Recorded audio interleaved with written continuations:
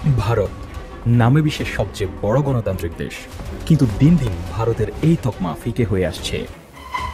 ভারত পড়েছে কঠিন ফাঁপড়ে। শেখ হাসিনাকে নিয়ে ভারত যে আসলে কি করবে সেটাই স্থির করতে পারছে না দেশটি।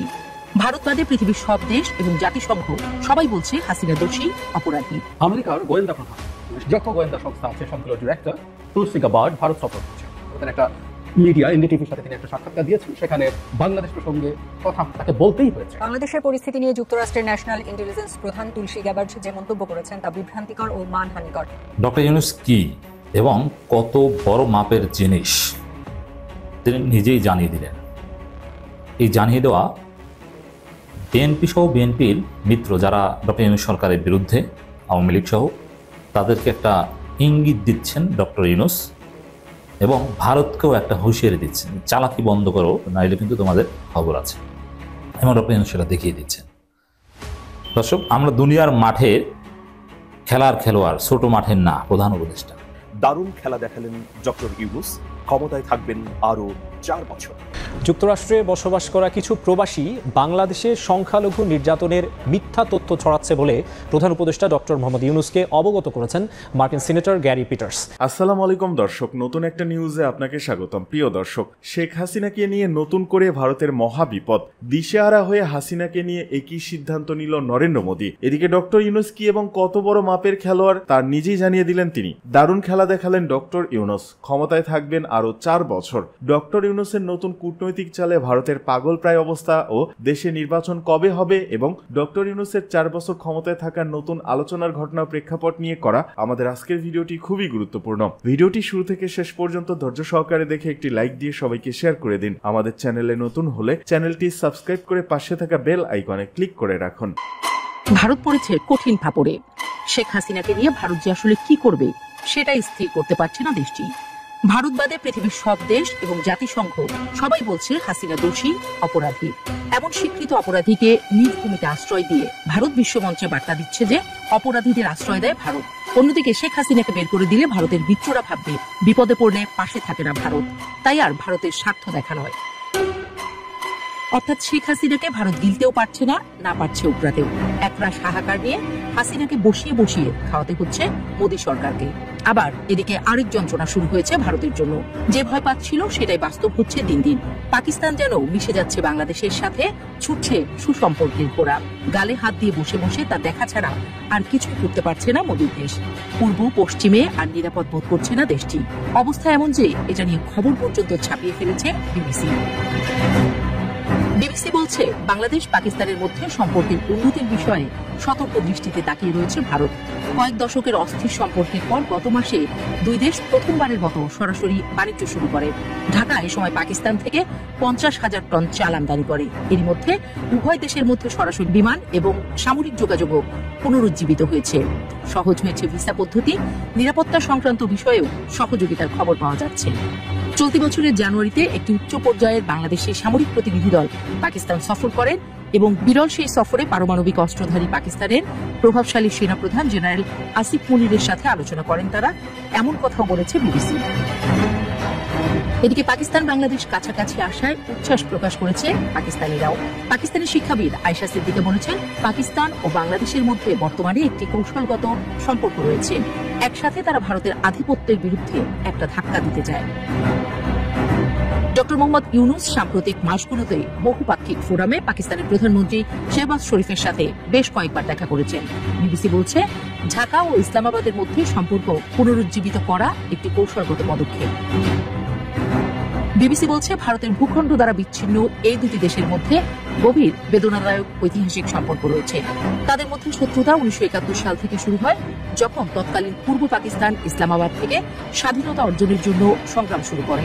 9 মাসব্যাপী যুদ্ধের সময় ভারত বাঙালি মুক্তিকামীদের সমর্থন করে, যার ফলে বাংলাদেশ প্রতিষ্ঠিত হয়েছিল। যদিও সেই সময়ের ক্ষত ছিল গভীর, তারপরও 2001 থেকে 2006 সাল পর্যন্ত ঢাকার সঙ্গে ইসলামাবাদের সম্পর্ক ছিল সৌহার্দ্যপূর্ণ। সে সময় বাংলাদেশের শাসন ক্ষমতায় ছিল বাংলাদেশ জাতীয়তাবাদী দল বিএনপি এবং জামায়াত ইসলামীর একটি জোট সরকার। তবে 2009 সাল থেকে হাসিনার 15 বছরের শাসনামলে এই সম্পর্ক পরিবর্তিত হয়। সে সময় তিনি দিল্লির কাছ থেকে দৃঢ় সমর্থন পেয়েছিলেন এবং পাকিস্তান থেকে দূরত্ব বজায় রেখেছিলেন। কিন্তু তার সরকারের বিরুদ্ধে ব্যাপক বিক্ষোভের পর তিনি ভারতে পালিয়ে যান এবং এরপর বাংলাদেশ ও পাকিস্তানের সম্পর্কের বরফ গলছে বলে মনে হচ্ছে। ভারতের দাদাগিরি বাংলাদেশে অপ্রাসঙ্গিক হয়ে গেছে গত 5 আগস্টে। সেই হম্বিতম্বি নীতি নির্ধারণী সভায় দেখা মেলে না ভারতের টিকিটিরও। 2001 থেকে 2005 সালে অনেকটা এমন পরিস্থিতিতে পড়েছিল ভারত। নিরাপত্তা নিয়ে সংশয়ে পড়ে গিয়েছিল দেশটি।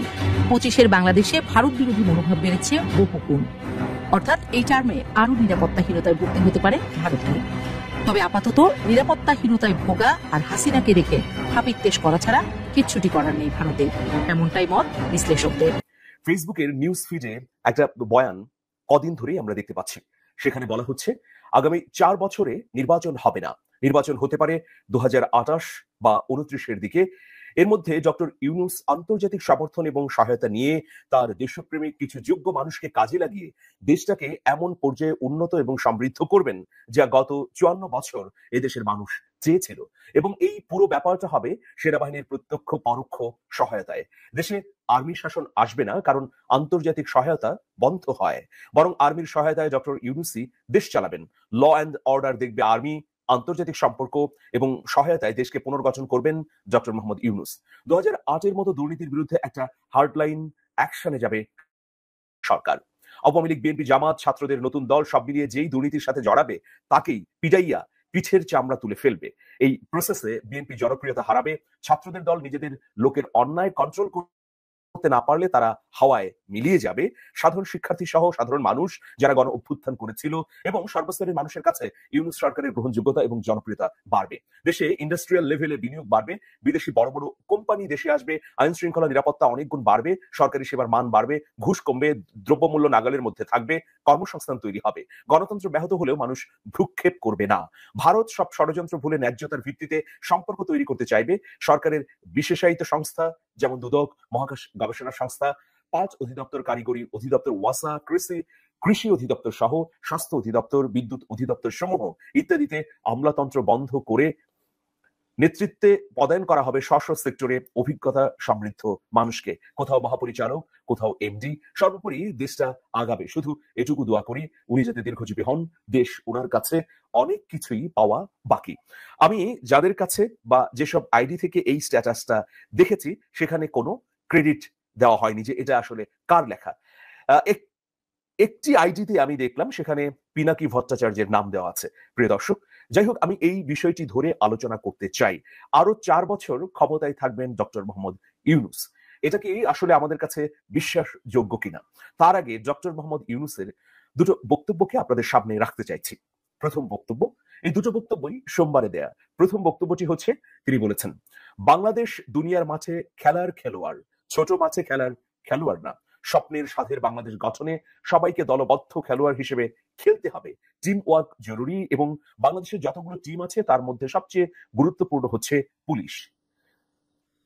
সোমবার এই বক্তব্য তিনি পুলিশদের উদ্দেশ্যে দিয়েছেন। পুলিশের ঊর্ধ্বতন কর্মকর্তাদের সঙ্গে আইন শৃঙ্খলা পরিস্থিতি নিয়ে বক্তব্য দিয়েছেন তিনি। প্রধান উপদেষ্টা ডক্টর মোহাম্মদ ইউনূস আরো বলেন যে আমরা দুনিয়ার মাঠে খেলার খেলোয়াড়, আমরা ছোট মাঠে খেলার খেলোয়াড় না। ওই যে বললাম বাংলাদেশ অপূর্ব একটা দেশ, সে দেশে যারা আমরা দুনিয়ার মাঠে খেলি আমাদের দেখে লোকে হাততালি দেয় যে এরা এসেছে। বাংলাদেশ নেমেছে এবার, ওরকম চাই ওরকম, এবং করতে পারি, আমরা বাস্তবে পারি, আমাদের সেই সুযোগ আছে। সেই সুযোগের কথা বারে বারে বলার চেষ্টা করছি, এই সুযোগগুলো যেন আমরা গ্রহণ করি। প্রিয় দর্শক, আরো কথা বলেছেন মোহাম্মদ ইউনূস। তিনি বলেছেন যে অতীত নিয়ে কান্নাকাটি করার দরকার নেই, নতুনের জন্য আমরা প্রস্তুত এবং করে দেখাবো। এটা মুখে বলার দরকার নেই, কাজে বলবো যে হ্যাঁ এই হলো নতুন বাংলাদেশের পুলিশ বাহিনী। প্রিয় দর্শক, এরপরে তিনি পুলিশের উদ্দেশ্যে আরো কিছু পরামর্শ দিয়েছেন। সোমবার তিনি তার বক্তৃতায় আরো গুরুত্বপূর্ণ কিছু কথা বলেছেন। যেমন আমরা যে স্ট্যাটাসটির কথা পড়লাম, যেটা আসলে ফেসবুকের নিউজ ফিডে সয়লাভ হয়ে গেছে, সেই স্ট্যাটাসের সুতো ধরে আমি ডক্টর মোহাম্মদ ইউনূসের এই বক্তব্যটি সামনে রাখতে চাই। মোহাম্মদ ইউনূস বলেছেন, অন্তর্বর্তীকালীন সরকারের হাতে খুব বেশি সময় নেই। আমরা ইতোমধ্যে 7 মাস সময় পার করে এসেছি। আমরা বলেছি ডিসেম্বরে নির্বাচন হবে, কাজেই কি কি সংস্কার করতে চাই করে ফেলতে হবে। প্রিয় দর্শক, এটা হচ্ছে তিনি নিজের আত্মসমালোচনা বোধ থেকে এই উচ্চারণগুলো করেছেন। হঠাৎ করেই কেন এই ধরনের আওয়াজ উঠল যে ডক্টর মোহাম্মদ ইউনূস আরো 4 বছর ক্ষমতায় থাকবেন? প্রিয় দর্শক, এর পেছনে দুটো কারণ রয়েছে। আপনারা জানেন গত 7 মাসে অনেক অভাব অভিযোগের উপর নির্ভর করে এই সরকার তার সময় পার করেছে। কিন্তু এই রমজান ধরি বা রমজানের 7 দিন আগের সময় থেকে যদি আমরা ধরি, তাহলে দেখব দুটো বিষয় অসাধারণভাবে বাংলাদেশের মানুষকে মন জয় করেছে। প্রথমত, দ্রব্যমূল্যের নিয়ন্ত্রণ। আমরা গত 20 বছর সময়কে সামনে রাখি, যদি দেখব প্রতি রমজানেই দ্রব্যমূল্য লাফিয়ে লাফিয়ে বাড়ে। মধ্যপ্রাচ্য বা অনেক মুসলিম রাষ্ট্রে রমজানে যখন দ্রব্যমূল্য নিম্নমুখী হয়, তখন বাংলাদেশে রমজান এলেই দ্রব্যমূল্য দ্বিগুণ থেকে 3 গুণ বাড়ে। কিন্তু এবার একটা অসাধারণ পরিস্থিতি তৈরি হয়েছে, দ্রব্যমূল্য বাড়েনি। বিশেষ করে নিত্যপণ্যের দাম একেবারে সহনীয় পর্যায়ে রয়েছে। শুধু তাই নয়, রমজানের 1 মাস আগে যেসব পণ্যের স্বাভাবিক দাম ছিল তার চেয়েও কমে গেছে। মানুষ দ্রব্যমূল্য নিয়ে আর কোনো ধরনের ন্যূনতম অভিযোগ করছে না। এটা কোনো বানোয়াট গল্প নয়। আপনারা বাজার যারা করেন, বাজার ঘুরে যারা দেখেন, বা আজকেই চাইলে বা কালকে সকালে আপনি বাজারে গিয়ে দেখতে পারেন। এটা হচ্ছে প্রথম বিষয় যেটা মানুষের সত্যিকার অর্থে মন জয় করেছে। দ্বিতীয় বিষয় হচ্ছে নিরবচ্ছিন্ন বিদ্যুৎ। যারা শহরে আছেন অথবা গ্রামে আছেন, খেয়াল করবেন যে রমজান এলে বিদ্যুতের লোডশেডিং হয়। এই যন্ত্রণা থেকে কিন্তু আমরা দীর্ঘদিন থেকে মুক্ত হতে পারিনি, কিন্তু এবার দেখছি এবার রমজানে নিরবচ্ছিন্নভাবেই বিদ্যুৎ সরবরাহ হচ্ছে। এই দুটো বিষয়ে মানুষ দারুণভাবে গ্রহণ করেছে। অনেকে বলছেন যে রমজানে মানুষের মন জয় করলেন ডক্টর মোহাম্মদ ইউনূস, দারুণভাবে তিনি খেলে দিলেন। এর বাইরে আমি যদি কূটনৈতিক পরিস্থিতি এবং বৈশ্বিক সম্পর্কের কথা বলি, তাহলে বাংলাদেশের বৈশ্বিক সম্পর্ক 5ই আগস্ট গণ অভ্যুত্থানের পর বেড়েছে। এই দেখুন, কদিন আগে 4 দিনের সফরে এসেছিলেন জাতিসংঘ মহাসচিব এন্তোনিও গুতেরেস। তিনি রোববার সকালে বাংলাদেশ ত্যাগ করেছেন। জাতিসংঘের মহাসচিব গণ অভ্যুত্থানের পর বাংলাদেশে এসে গণ অভ্যুত্থানকে মোটা দাগে স্বীকৃতি দিয়েছেন। এর বাইরে ডক্টর মোহাম্মদ ইউনূসের এই অন্তর্বর্তী সরকার নিয়ে নানা ধরনের কথা বা উষ্মা বা তাকে ঘিরে চক্রান্তের ডালপালা যখন বিস্তৃত হচ্ছিল, তখন জাতিসংঘের মহাসচিবের এই আগমন অবশ্যই মাইলফলক এবং ইউনূস সরকারকে স্বস্তির মধ্যে নিয়ে গেল। প্রিয় দর্শক, এখন ব্যর্থতার বিষয়গুলো কি আসলে আমাদের সামনে? এই সরকারের সামনে অসংখ্য ব্যর্থতা আছে। এর মধ্যে মোটা দাগে যেটি বলা হচ্ছে বা আমরা দৃশ্যমান দেখছি, কিছু সংখ্যক উপদেষ্টার বিতর্কিত কর্মকাণ্ড। অনেক উপদেষ্টার কর্মকাণ্ড অতীত চরিত্র নিয়ে কথা আছে, তারা ফ্যাসিবাদের নানাভাবে পৃষ্ঠপোষকতা করছেন। এই অভিযোগ কিন্তু দিন দিনই শানিত হচ্ছে। বিশেষ করে প্রশাসনে ঘাপটি মেরে থাকা চক্রান্তকারীরা এখনো নানা ধরনের অপপ্রয়াস চালিয়ে যাচ্ছেন। কতিপয় উপদেষ্টার যোগ সাজসে বা তাদের পৃষ্ঠপোষকতায় এই অভিযোগ মানুষের মধ্যে আছে। দ্বিতীয় বিষয় হচ্ছে আইন শৃঙ্খলার কাঙ্ক্ষিত উন্নতি না হওয়া, যে কারণে আমরা মব দেখছি, আমরা দেখছি বিভিন্ন জায়গায় অস্থির অবস্থা, চাঁদাবাজি এবং অনৈতিক কর্মকাণ্ড। প্রিয় দর্শক, এখন দুটো সফলতার কথা বললাম আপনাদেরকে, যে দুটো মানুষকে আপ্লুত করেছে, আর দুটো ব্যর্থতা মোটা দাগে, যেগুলো আবার মানুষকে হতাশার মধ্যে ফেলে দিয়েছে। কিন্তু সামগ্রিক যদি পরিস্থিতি বিবেচনা করি, তাহলে এই মুহূর্তে যেহেতু মানুষের দুটো গুরুত্বপূর্ণ বিষয়ে সরকার নজর দিয়েছে, সফল হয়েছে। খানিকটা স্বস্তির মধ্যে আছে সাধারণ জনগণ। এখন ধরুন, ডক্টর মোহাম্মদ ইউনূস সরকারের মেয়াদ আসলে কতদিন? আমরা মোহাম্মদ ইউনূসের মুখ থেকেই বিভিন্ন সময়ে যা জানতে পেরেছি যে তিনি যদি ছোট সংস্কার করেন বা রাজনৈতিক দলগুলো সামান্য সংস্কার চায়, তাহলে ডিসেম্বরের মধ্যে নির্বাচন দিয়ে দেবেন। আর যদি বড় সংস্কার চায় রাজনৈতিক দলগুলো ঐকমত্যের ভিত্তিতে, তাহলে জুনে নির্বাচন হবে। কিন্তু জুনে সমস্যা হচ্ছে যে তখন আসলে বর্ষার সিজন শুরু হবে। তার মানে নির্বাচন যদি হয় ডিসেম্বর নয় মার্চ, আর জুনে চলে গেলে সেটা বরং বিপত্তির মধ্যে পড়বে। তো আমরা ধরে নিতে পারি যে ডিসেম্বর অথবা সর্বোচ্চ জুনের মধ্যেই ডক্টর মোহাম্মদ ইউনূসের এই অন্তর্বর্তী সরকারের মেয়াদ শেষ হচ্ছে। কিন্তু যে বয়ানটা ফেসবুকে দেখা যাচ্ছে যে আরো 4 বছর তিনি ক্ষমতায় থাকবেন। যেমন সামাজিক যোগাযোগ মাধ্যমে ব্যাপক পরিচিত সালমান মুক্তাদির, তিনি বলেছেন যে তড়িঘড়ি করে কেন নির্বাচন হবে, আগে সংস্কার হোক, আগে গণহত্যার বিচার হোক। এই আওয়াজটাও কিন্তু বিভিন্ন জায়গা থেকে দেয়া হচ্ছে। এদিকে নির্বাচনে আওয়ামী লীগের অংশগ্রহণ নিয়ে অবস্থান স্পষ্ট করলেন নাহিদ। দ্য ডিপ্লোম্যাটকে সাক্ষাৎকার। ছাত্র জনতার গণ অভ্যুত্থানে দেশ ছেড়ে শেখ হাসিনা পালিয়ে অবস্থান করলেও আলোচনায় তার দল। আওয়ামী লীগের নির্বাচনে অংশ নেয়া না নেয়ার প্রশ্ন। বিভিন্ন রাজনৈতিক দলগুলো এ বিষয়ে ভিন্ন ভিন্ন মতামত দেয়। তবে এবার আওয়ামী লীগের নির্বাচনে অংশগ্রহণের প্রশ্নে নিজেদের অবস্থান স্পষ্ট করল নতুন রাজনৈতিক দল জাতীয় নাগরিক পার্টি। প্রত্যাশী। দলের আহ্বায়ক নাহিদ ইসলাম জানিয়েছেন তারা নির্বাচনে আওয়ামী লীগকে চায় না। তিনি বলেন, আওয়ামী লীগ নির্বাচনে অংশগ্রহণ করুক, এটা আমরা চাই না।